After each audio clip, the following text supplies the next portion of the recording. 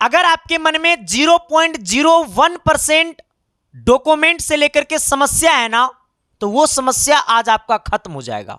Bihar paramedical admission 2024 document से लेकर के हजार समस्या है। समस्या इस बात से है कि कैरेक्टर सर्टिफिकेट कहां से बनाए, मेडिकल सर्टिफिकेट कहां से बनाए, आई ब्लॉक का होना चाहिए या जिला स्तरीय का होना चाहिए, कौन कौन सा डॉक्यूमेंट लगेगा, अगर मेरे पास डॉक्यूमेंट नहीं है तो क्या हमारा एडमिशन हो पाएगा। आपके मन में जो 51,000 सवाल घूम रहा है ना, उन तमाम सवाल का जवाब आपको यह वीडियो देगा। सबसे पहले मैं आपको यह बता देना चाहता हूं, अगर आप इस परिवार में पहली बार आए हैं तो इस परिवार से जुड़ जाइएगा।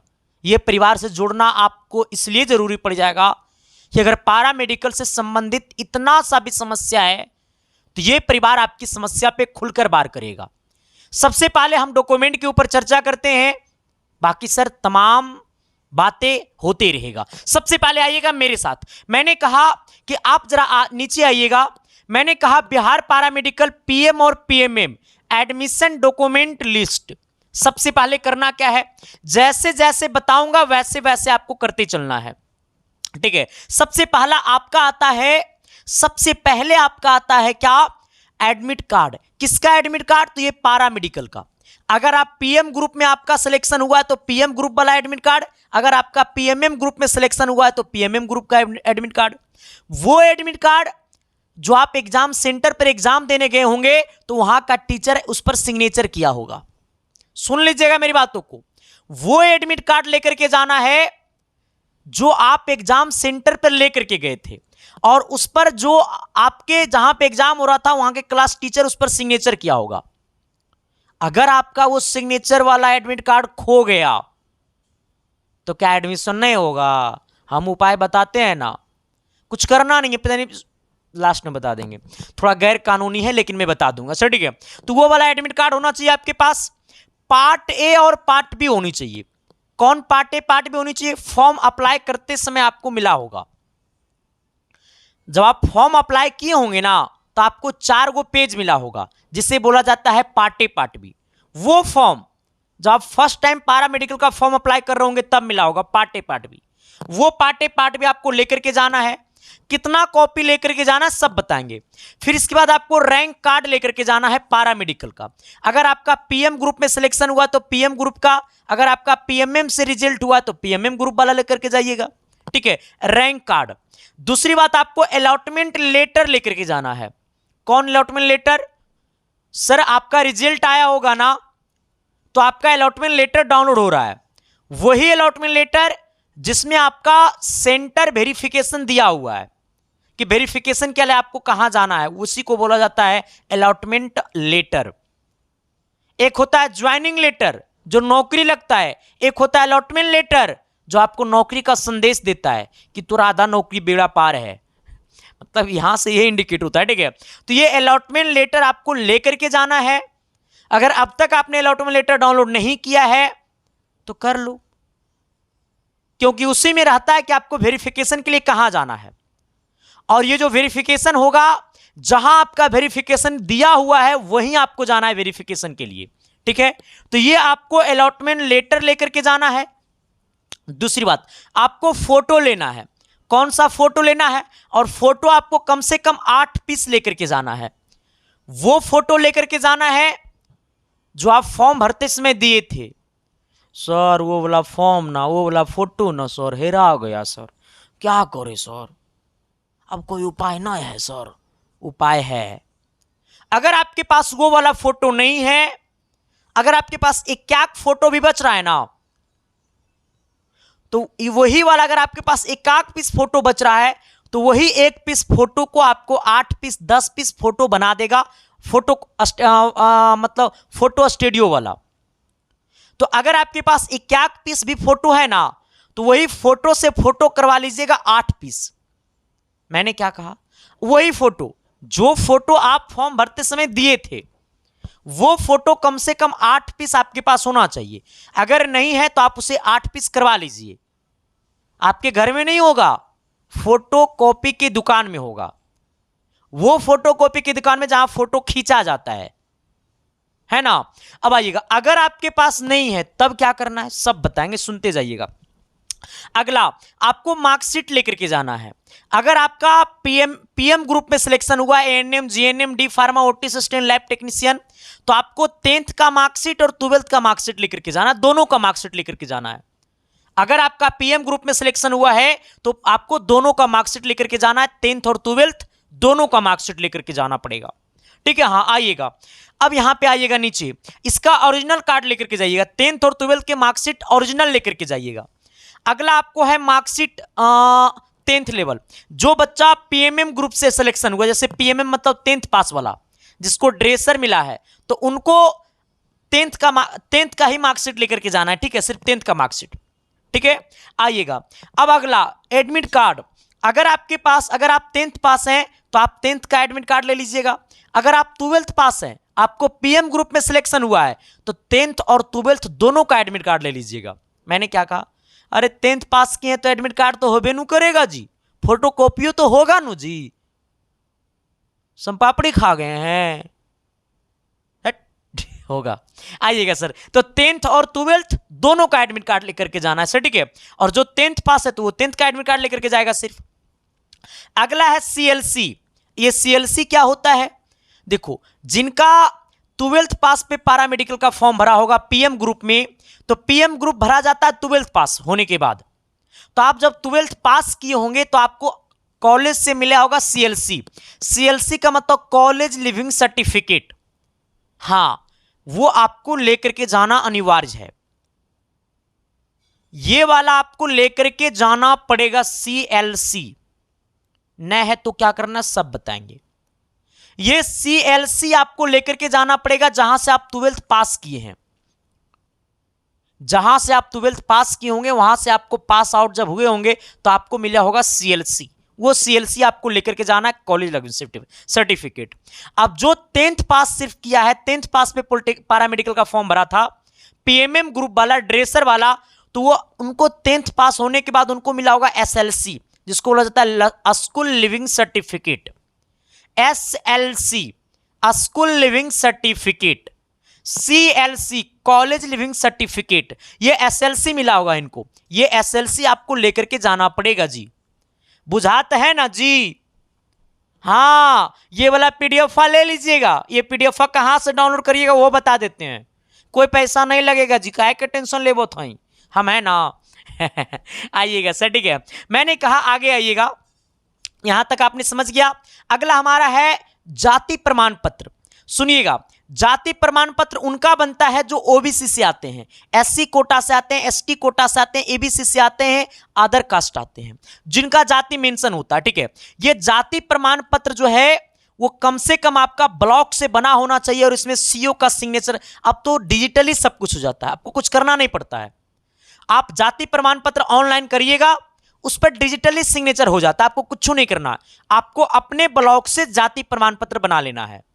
जाति प्रमाण पत्र जो ओबीसी में आते हैं, BC2 BC1 में आते हैं, SC ST EBC सब इस सब से बिलोंग करते हैं, उनके लिए जाति प्रमाण पत्र होना है। जो जनरल से आते हैं, तो अगर आप EWS लगाए हुए हैं तो आप EWS आपको लेकर के जाना पड़ेगा। जो जनरल से आते हैं, ब्राह्मण है, जनरल में जो भी कास्ट हैं, तो अगर आप जनरल से आते हैं, कास्ट लेना हमारा कोई अधिकार नहीं है। अगर आप जनरल से आते हैं तो आप अगर EWS मेंशन किए हुए थे फॉर्म भरते समय, तो आपको EWS लेकर के जाना पड़ेगा, क्योंकि आपको ब्रांच पेपर में भी वहां पे फायदा मिलेगा। और बाकी जो आते हैं ओबीसी से, जैसे BC2 हो गया, BC1 हो गया, SC ST OBC EBC, तो उनको जाति प्रमाण पत्र लेकर के जाना है। अगर आपका जाति प्रमाण पत्र नहीं है तो आप घर बैठे ऑनलाइन की दुकान में जाइएगा, वहां से आपका जाति प्रमाण पत्र ऑनलाइन कर देगा। 7 दिनों में ऑनलाइन बन जाता है जाति प्रमाण पत्र। आप घर बैठ ले, जैसे जाति प्रमाण पत्र बन जाएगा आपके नंबर पे मैसेज आ जाता है, फिर आप उसे साइबर कैफे की दुकान से निकलवा लीजिएगा। ठीक है, और ये जो जाति प्रमाण पत्र है ये 6 महीना का अंदर बना होनी चाहिए। हाँ, जाति प्रमाण पत्र जो है वो 6 महीना के अंदर का बना होना चाहिए। ऐसा नहीं कि 1 साल पुराना, 1 साल पुराना नहीं चलेगा। हाँ, एगो कह रहा है सर EWS 6 महीना होना चाहिए। EWS जीवन में एक बार बनता है बकलील। आइए सर, अगला है हमारा करेक्टर सर्टिफिकेट। इसी से लोग परेशान है। कोई थाना दौड़ रहा है, हाँ, कोई सरपंच के पास दौड़ रहा है, बकलेल चप्पल खिया जाएगा जी आप लोग को। आप क्या नहीं समझते हैं? तो लड़कियां हैं, लड़कियां लोग अपने ज्यादा फैमिली को परेशान करते हैं, उनके पिताजी परेशान होते हैं। करेक्टर सर्टिफिकेट आपको कहीं बनाने नहीं जाना है। करेक्टर सर्टिफिकेट अनिवार्य नहीं है, हालांकि करेक्टर सर्टिफिकेट बनाना नहीं पड़ता आप लोग के। करेक्टर सर्टिफिकेट जहां से आप कॉलेज से पास किए होंगे ना, वहीं पे करेक्टर में लिख देता है गुड। अगर आप डेली क्लास जाते होंगे तो आपको लिख देगा करेक्टर में गुड। अगर आप डेली क्लास नहीं जाइएगा तो लिख देगा, अगर आप डेली क्लास जाइएगा, बढ़िया से पढ़िएगा कॉलेज में, तो आपको लिखेगा वेरी गुड, मतलब आपका करेक्टर बहुत अच्छा है ना। अगर आपका मतलब मीडियम है तो लिखेगा गुड, अगर अच्छा नहीं तो लिखेगा बैड गुड, ठीक है। तो करेक्टर सर्टिफिकेट आपको कहीं से नहीं बनवाना है, ये कोई अनिवार्य नहीं है।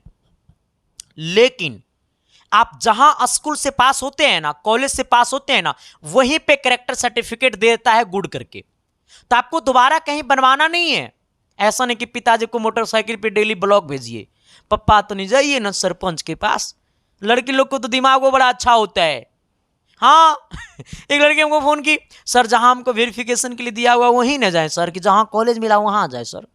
सर हमको तो कॉलेज दूसरा जगह मिल गया ना सर, तो यहाँ कैसे जाएंगे सर।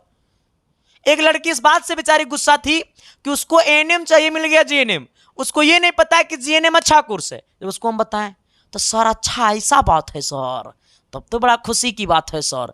हमको लग रहा था ना सर कि आप ANM बार बार बोलते हैं वीडियो में, तो ANM अच्छा होगा। देखिएगा, तो आपका क्या है, करेक्टर सर्टिफिकेट कहीं से नहीं बनवाना है।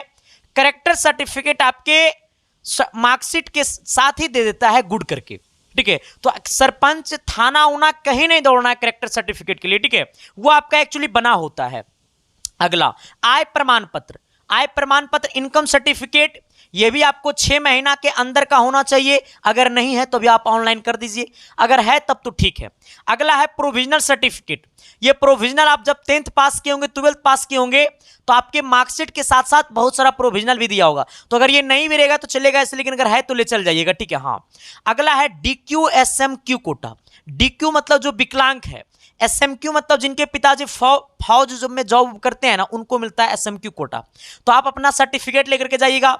दूसरा सबसे बढ़िया चीज आधार कार्ड है, ये लेकर के जाइएगा। अगला है मेडिकल सर्टिफिकेट। अगर आपसे बनना संभव है तो बनाइएगा, वरना मत बनाइएगा, है ना। अगर आपका पहले से बना हुआ है मेडिकल सर्टिफिकेट तो बना लीजिएगा, अगर नहीं बना हुआ है तो कहीं सदर अस्पताल पदर अस्पताल कहीं नहीं दौड़ना है, आराम से चुपचाप घर में रहिएगा, ठीक है। 9 तारीख को एडमिशन शुरू होगा, लेकर के चल जाइएगा, ठीक है। हाँ, अब मैं आपको बताता हूं इसमें कौन कौन सा डॉक्यूमेंट लेकर के अनिवार्य जाना है। देखो, सबसे पहली बात फिर से बता देता हूं, एडमिट कार्ड पारामेडिकल का पार्ट फॉर्म भरते समय मिला होगा, रैंक कार्ड पारामेडिकल का, अलॉटमेंट लेटर, 8 गो फोटो, मार्कशीट 10th और 12th का जो पारामेडिकल PM ग्रुप है, मार्कशीट 10th लेवल का है तो आप 10th लेवल का लेकर के जाइएगा। एडमिट कार्ड 10th और 12th दोनों का लेकर के जाएगा जो PM ग्रुप है।